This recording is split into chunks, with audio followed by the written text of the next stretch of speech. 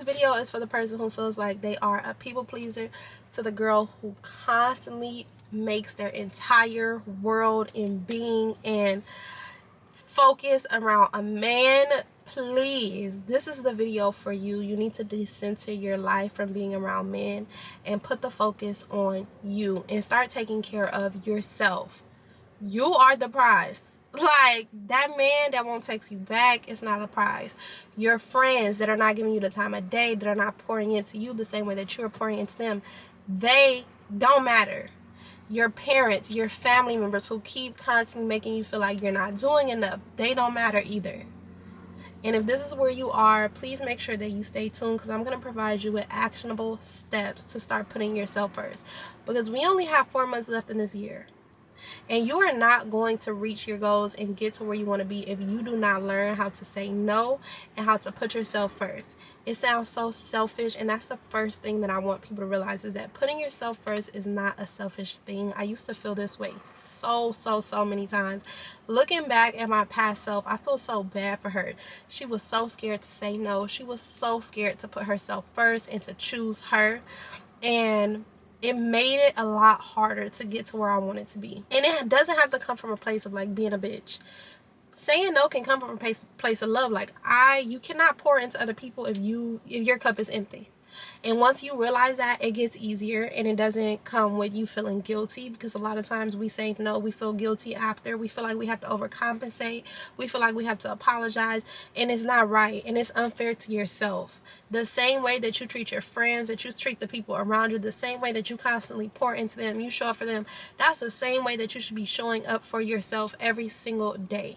And if it comes to the expense of you have this relationship, you have this friendship or this bond with somebody, and they can't understand that, you need to let them go. So I have my notes on my phone, and step 1 to putting yourself first is starting off with putting yourself first as soon as you wake up. Put the phone down. And I know everyone on social media says this, but you have to focus on yourself first thing in the morning. This is the biggest thing that I've come to realize. And when you pick up that phone in the morning, you are already comparing yourself to what you see on the internet. It's like you're instantly in fight or flight mode, and that's not good. Take the time out to focus on you, connecting to yourself, connecting to your goals. Focus on pouring into yourself. And to me, what that looks like, first thing that I do when I wake up, after I brush my teeth and wash my face, I journal. I'm literally writing a love letter to myself about how much I love me, all the great, amazing qualities about myself. It sounds so conceited, and it sounds so like self-absorbed, but how can you expect for other people to feel this way about you if you don't feel this way about yourself? So first thing in the morning, whatever that looks like for you, whether it's praying or whatever, take time to pour into you and show yourself, show your brain that you are your own priority. You come first. This time that you take in the morning needs to be for you and nobody else. Not your phone, not your friends, not social media, not your kids. At least 10 minutes of just you time, me time. That's it. I gotta focus on me in the morning, make sure my mental is right, make sure I'm ready for the day before I can go out into the world and immediately start getting pulled in every single direction. Because that's exactly what it feels like, especially getting up, going to work. If you have kids especially, it's like everybody needs a piece of you. Everybody needs your time. Everybody needs your attention. So it's like, take that time in the morning to just focus on yourself. To me, I love journaling. If you like meditating, meditate, pray, whatever that looks like, read a book.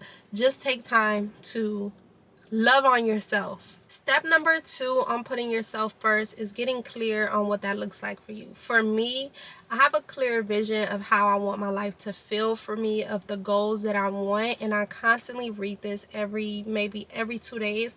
I'm reminding myself of what I'm working towards. It's very clear, it's very concise. I talk about everything that I want, what type of people I want around me, how I want to wake up and spend my day, how I want to, most importantly, just how I want to feel about my life. And I try to channel that every single day. Even if you're not to where you want to be, even if you don't feel like you put yourself first, find time to put your energy on that throughout your day. So let's say in your perfect world, you want to feel confident, you want to feel free, you want to feel financially free, you want to feel detached from everything.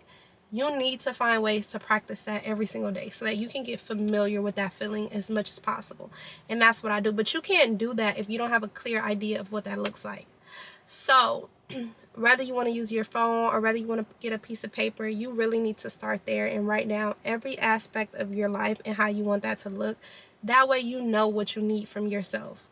Like if you feel like you want to feel more confident and that's one of your main goals, what do you need for yourself to start feeling more confident? Do you need to start getting more dressed up more? Do you need to start saying more positive affirmations? Do you need to start keeping the promises to yourself? This is how you get very, very clear on what you want out of life and how you continue to put yourself up and show up for yourself. There is actually no way that you're going to be able to build the life of your dreams if you don't even know what that looks like. Which leads me to our next step. You're not responsible for other people unless you got kids. But for my girls and my people who do not have kids, you do not have to please every single person in your life, and you don't have to say yes to every single request that comes your way. That's not your responsibility. You're not entitled to do that. You can say no. And step number 3 is learning how to say no and becoming more comfortable with saying no. And this is not, I'm not telling you to do this to become a bitch. I'm not telling you to do this to become me. But you have to set some sort of boundary or you will have no time for yourself to work on creating what you want in your life. If you are saying yes to every single person who needs you, you will have no time to say yes for yourself.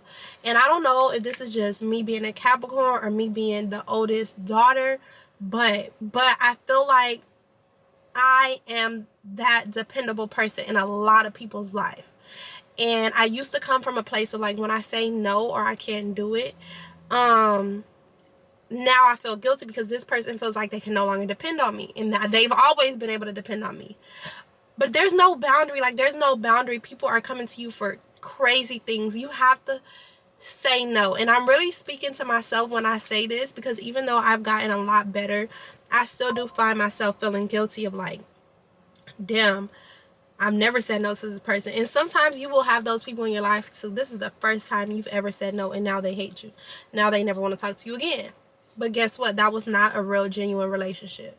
If you say no to somebody one time and you've always been there for them, you've always shown up for them, you've always did this, but you have something pre-planned to work on yourself to where you physically, you cannot show up for this person in the way that they need you to, and that makes them just no longer want to communicate to you, with you, and have you in their life, let them go. That is not a genuine relationship at all. I think that a lot of girls, firstborn daughters, I sympathize with you a lot, especially if you are that dependable person. But you have to create boundaries with the people in your life, because the thing about people who take from people, and I know it's not intentional and I know they're not doing it on purpose, but there is no limit for them. You have to create that limit and you have to create that boundary. This is going to be the way that you're making room for the things that you want out of life. You're making room to show up for yourself. I think that if you have nothing that you do outside of work and taking care of your family and your kids, you really need to start spending more time with yourself. Because by focusing on what you're passionate about and finding hobbies and things that like light you up inside and genuinely make you happy, this is such an essential part of putting yourself first. And focusing on these and having hobbies, this is not something that's like a luxury.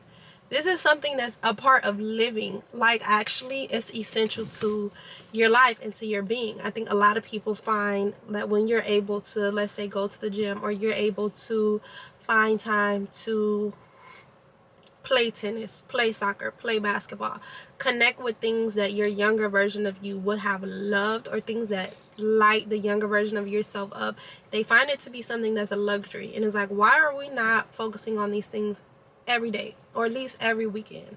For me, I'm very passionate about working out, I'm very passionate about fitness, and I'm very passionate about entrepreneurship. And when I disconnect from these things and I take a break from these things, everything goes downhill. And I've done it time and time and time and time and time again.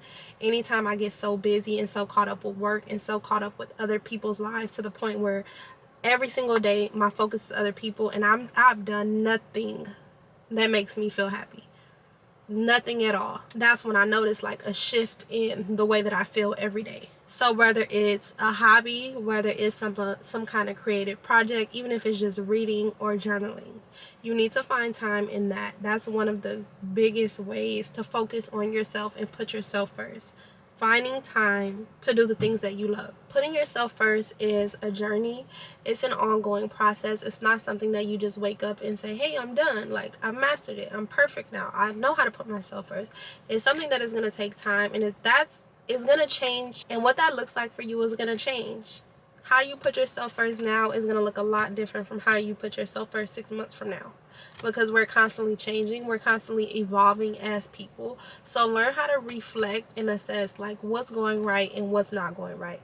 For me, there was a certain periods in my time when I was going to the gym, I was eating healthy, I was doing everything wrong, and every single time that I went to the gym, I would get the workout done, but constantly the entire time that I'm working out, I could not wait to be done.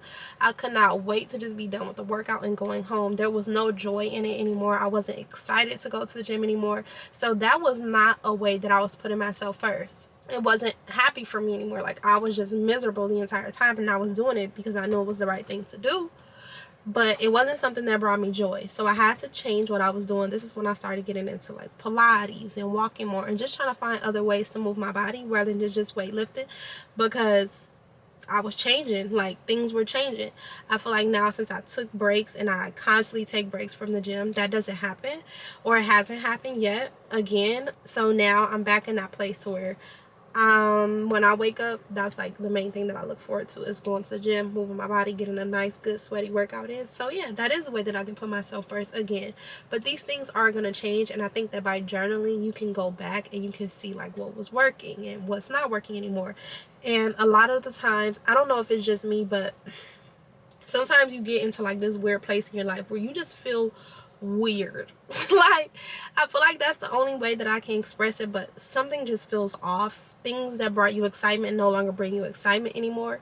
And when you can identify what that is and change it, is so helpful, and you don't stay stuck in that rut for so long. So that's a very important part of putting yourself first, is learning to reassess and change the plan.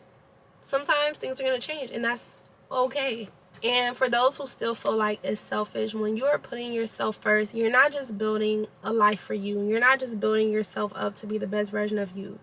But when you show up in other people's lives, now you're showing up as your happiest, fullest, most positive version of yourself. So in a way, you're doing a disservice to yourself when you can't put yourself first. Not only are you doing a disservice to yourself, but you're doing a disservice to other people, because you're going to start resenting these people that you cannot say no to. You're going to start resenting the people who constantly call on you for every single thing, and you can't say no because you haven't practiced how to put yourself first, and it's not going to be good, and they're not even going to know why, because you haven't expressed them and you haven't set that boundary. The blueprint to putting yourself first is really about creating a super good foundation where your needs are met, your well-being comes first, your dreams come first, the things that light you up inside, all that comes first. And it's not just about creating a life that looks good on the outside, that looks good to other people and feels good to other people. It's about creating a life that you're genuinely happy about it, that you get to wake up and feel excited about every single day. I think that every girl, every woman should feel like they deserve to live a life that is centered around their well-being, that's centered around their fulfillment, and centered around the things that make them happy. And if that's what your focus is and that's what you want to do, make sure you subscribe and hit that like button for actual inspirational and practical tips to help you live out your best self and your best life and get to where you want to be, because you deserve it. I will see you guys in the next video. Thank you so much for watching.